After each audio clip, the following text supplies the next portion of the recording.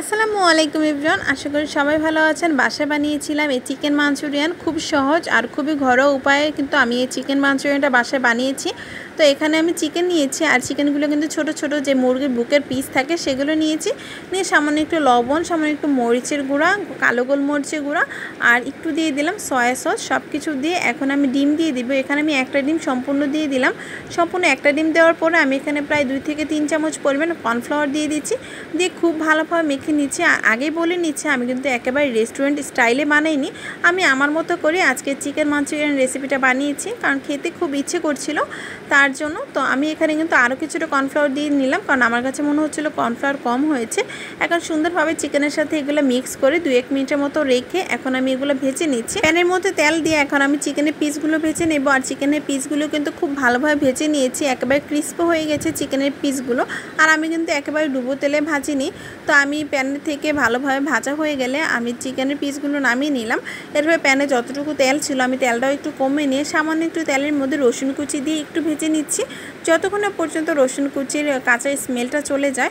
এরপর দিয়ে দিচ্ছি গাজর। আমি এখানে আরও সবজি অ্যাড করব, কিন্তু প্রথমে আমি গাজরটা দিয়ে দিলাম। গাজরটা আমি ছোট ছোট করে কেটে নিয়েছি, একটু পাতলা পাতলা করে। এখন গাজরটা ভালোভাবে একটু নেড়েচেড়ে ভেজে এরপর দিয়ে দিচ্ছি আমি কিছু সবজির মধ্যে এখানে ক্যাপসিকাম রয়েছে। আমি এখানে 2 ধরনের ক্যাপসিকাম দিয়েছি, সবুজ আর লাল।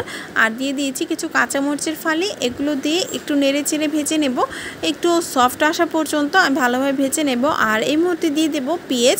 আমি এখানে একটু পেঁয়াজগুলো একটু বড় বড় কেটে নিয়েছি। আসলে আমি আমার মতো করে আজকে চিকেন মাঞ্চুরিয়ানটা বানাচ্ছি। এর মধ্যে খুব বেশি একটা আমি উপকরণ দিইনি, অল্প উপকরণে ঘরোয়াভাবে আমি এই চিকেন মাঞ্চুরিয়ানটা বানিয়ে নিচ্ছি, যেন ফ্রাইড রাইসের সাথে আমরা এটা খেতে পারি। আর ফ্রাইড রাইসের রেসিপি আমার চ্যানেলে অলরেডি অনেকগুলো দেওয়া আছে, তাই আমি আর নতুন করে কোনো ভিডিও দিচ্ছি না, শুধু এই রেসিপিটাই আমি আপনাদের সাথে শেয়ার করছি।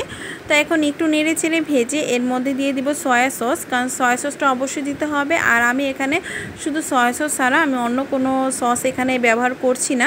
এখন আমি দিয়ে দিলাম 2 থেকে 3 চামচ পরিমাণ সয়া সসটা দিয়ে একটু ভালোভাবে নেড়ে চেড়ে নেব, ততক্ষণ না পর্যন্ত যতক্ষণ এই সবগুলো সবজি একটু সফট হয়ে আসছে।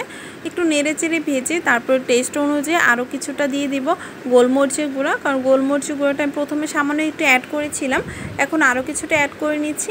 আমি এখন আরও 1 চামচ পরিমাণ গোলমরিচের গুঁড়াটা দিচ্ছি, কারণ আমি একটু ঝাল ঝাল খাবো, তার জন্য একটু ঝালের জন্য গোলমরিচের গুঁড়াটা একটু বেশি দিয়েছি। এখন চিকেন ভাজাগুলো দিয়ে দিচ্ছি। আসলে আজকের ভিডিওটা আমি রাত্রেবেলা করছি, তাই হয়তো সুন্দরভাবে শ্যুটটা করা যাচ্ছে না বা ক্লিয়ারলি দেখা যাচ্ছে না। তো আপনারা যদি ক্লিয়ারলি না দেখতে পারেন অবশ্যই ক্ষমা দৃষ্টিতে দেখবেন, কিন্তু এরপর আপনাদের সাথে শেয়ার করছি, একটু বোঝার চেষ্টা করবেন। তো এখানে আমি দিয়ে দিলাম সামান্য একটু পানি। তো পানিটার মধ্যে আমি একটু কর্নফ্লাওয়ার গুলিয়ে রেখেছিলাম, সেই কর্নফ্লাওয়ার গুলানো পানিটা একটু দিয়ে দিলাম, দিয়ে ভালোভাবে নেড়ে চেড়ে নিয়েছি। এইভাবে আর 1 মিনিটের মতো আমি রান্না করে নামিয়ে নিব, কারণ একটু মাখা একটু থকথকে হয়ে গেলে আমি এটা নামিয়ে নিব। আর এই চিকেন মাঞ্চুরিয়ানটা ঘরোয়া উপায়ে বানানো হয়েছে, খেতেও কিন্তু অনেক মজা হয়েছিল। রেস্টুরেন্টের চাইতে আমার কাছে মনে হয় কোনো অংশে এটা কম ছিল না, এতটা মজার ছিল। তো আমার কিন্তু রান্নাটা কমপ্লিট হয়ে গেছে, এখন আমি নামিয়ে নেব। আপনারা ছেলে বাসায় এভাবে অল্প উপকরণে বানিয়ে নিতে পারেন, খেতে কিন্তু ভীষণ ভালো লাগে।